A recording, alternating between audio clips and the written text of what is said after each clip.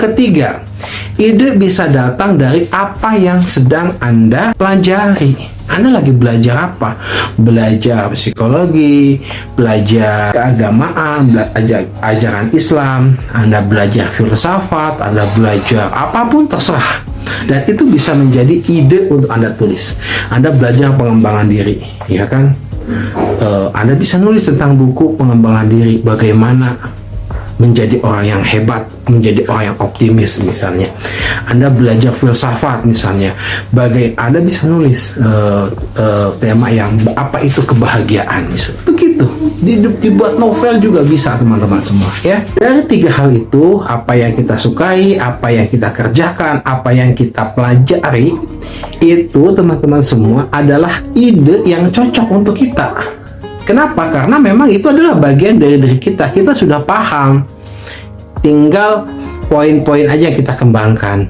Ya, poin-poin detailnya aja yang Anda harus kembangkan lagi. Apakah yang kita sukai itu, yang cocok untuk kita itu disukai oleh orang lain?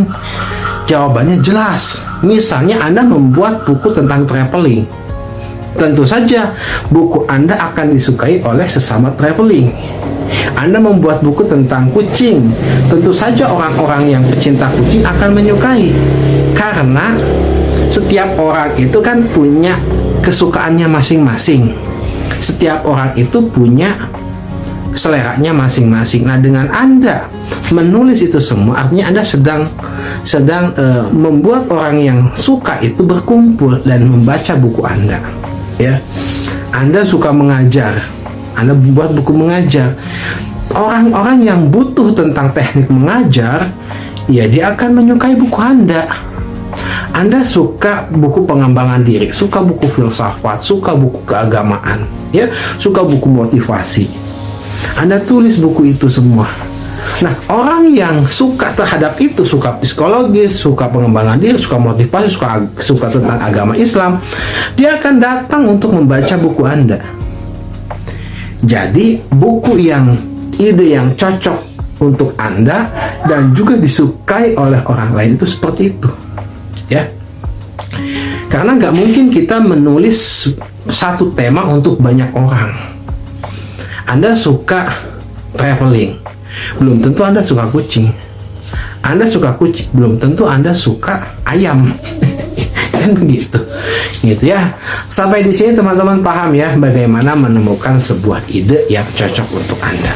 Oke, kemudian setelah Anda menemukan ide, maka ide itu Anda harus buat menjadi sebuah ide dasar, sebuah premis. Oke, premis adalah sebuah ide dasar untuk menguatkan ide Anda. Oke, jadi Anda sudah menentukan, misalnya saya ingin membuat buku tentang teknik mengajar, cara mengajar, maka Anda susun premisnya. Ya, terdapat tiga hal. Ya, pertama, buku ini, ide ini tentang apa? Jelaskan. Oke, buku ini tentang bagaimana kita bisa mengajar dengan baik. Ya, kemudian masalahnya apa? Kenapa buku ini hadir? Oke, masalahnya karena banyak guru-guru yang ternyata dia kesulitan untuk mengajar, kurang bisa public speaking dan lain sebagainya. Itu. Baru yang ketiga adalah solusinya. Dengan buku ini maka kita akan mengajarkan tentang teknik-teknik mengajar yang baik, mengajar yang efektif, sehingga setiap pembaca yang membaca buku ini akan lebih paham bagaimana teknik membaca. Nah, seperti itu ya. Itu untuk membuat premis dari tulisan non-fiksi. Jadi dari ide, kemudian Anda buat premisnya. Lalu gimana kalau fiksi atau novel? Sama, tiga hal. Pertama, Anda sudah menemukan idenya. Oke, saya akan menulis tentang seorang anak kecil yang bersahabat dengan kucing. Ya, itu adalah idenya tentang itu. Apa konfliknya? Anda tulis konfliknya.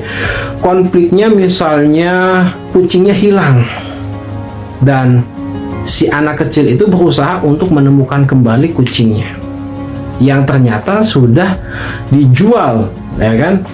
dan bagaimana dia harus menemukannya. Kemudian yang ketiga, apa solusinya?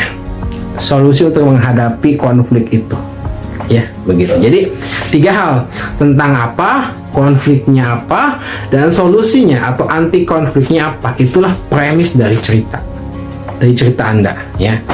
Jadi saya ingin simpulkan bahwa setelah Anda menemukan sebuah ide yang cocok dengan Anda, kemudian Anda buat premisnya.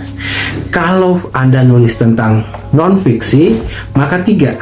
Ya, pertama, tentang apa?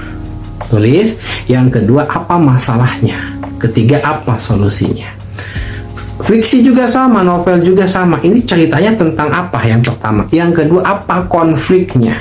Yang kedua. Yang ketiga, apa cara kita untuk menyelesaikan konfliknya? Begitu teman-teman semua.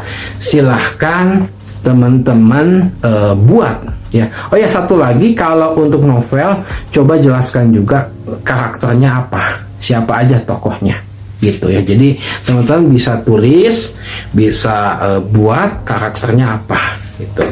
Itulah premis. Jadi ide kemudian disusun menjadi premis. Nah, nanti setelah video ini teman-teman akan belajar dari ide kemudian diubah jadi kerangka. Nah, jadi akan lebih seru. Setelah idenya oke, dapat, kemudian dibuat premis, kemudian dibuat kerangka. Jadi ceritanya akan lebih mantap, tulisan Anda akan lebih mantap. Ibarat Anda membuat sebuah rumah, ya, membuat sebuah rumah. Jadi Anda sudah tahu nih rumahnya ingin buat rumah apa, idenya sudah dapat. Kemudian Anda tinggal susun kerangkanya, sudah oke. Baru kemudian Anda bangun rumahnya, gitu. Maka dengan begitu Anda akan lebih konsisten, lebih mantap menulisnya, dan begitulah sebetulnya cara untuk membuat sebuah buku dengan terkonsep dan terstruktur, sehingga nanti Anda akan lebih mudah untuk menghadapi ketika Anda mandek, ide hilang, itu akan lebih mudah untuk diatasi karena idenya sudah mantap. Kita lanjut pada video berikutnya.